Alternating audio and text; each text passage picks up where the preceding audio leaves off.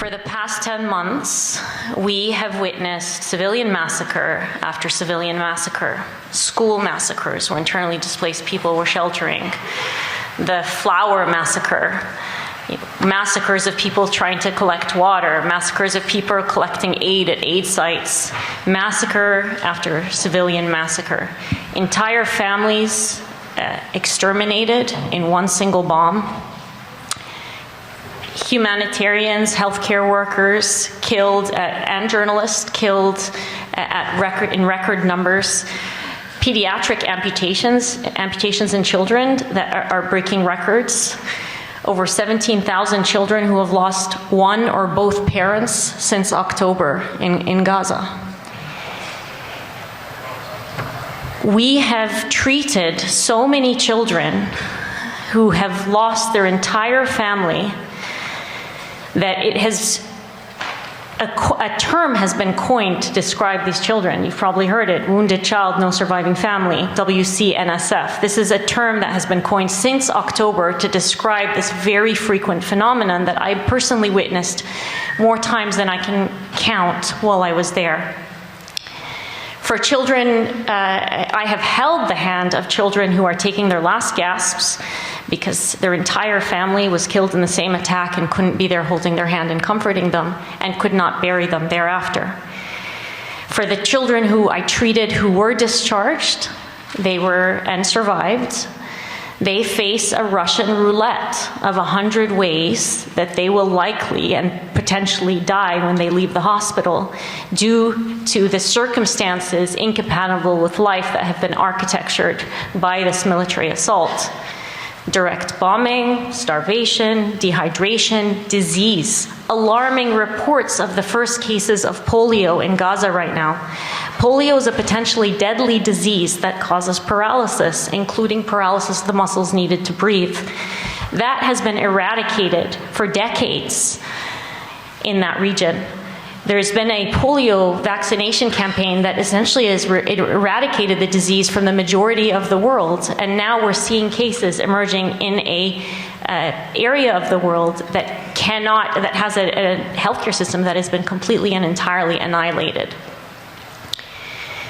I mentioned these wounded children with no surviving family. I'm going to give you two quick stories just so that you can humanize what I mean when I say this, because I know it's really hard to hear these numbers and think about individuals and what this means to them. I received a young boy into the emergency department during one of the mass casualties who had half of his face and neck blown off. Luckily, the organs that are vital for breathing and blood supply to the brain were preserved. They were visible, but preserved. And he was talking to us. He couldn't see himself, so he didn't know what he looked like at that point in time, and he kept asking for his sister. His sister was in the bed next to him. The majority of her body was burned beyond recognition.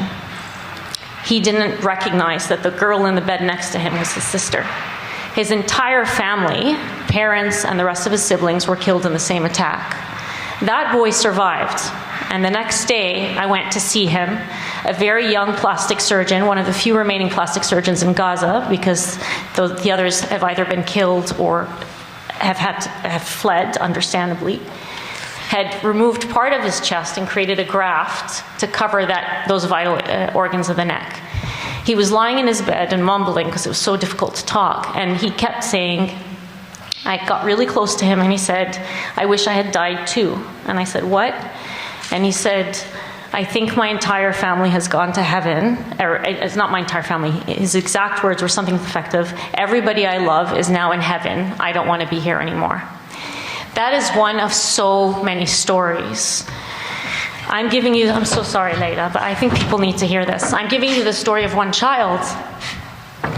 One of my healthcare worker colleagues, a young nurse, one of the most dedicated nurses I've ever met, was trying to evacuate a patient when Al-Shifa hospital was bombed from north to south. He carried that patient, was eventually called by Israeli forces, not by name, but by uniform. You, the person in scrubs, come here.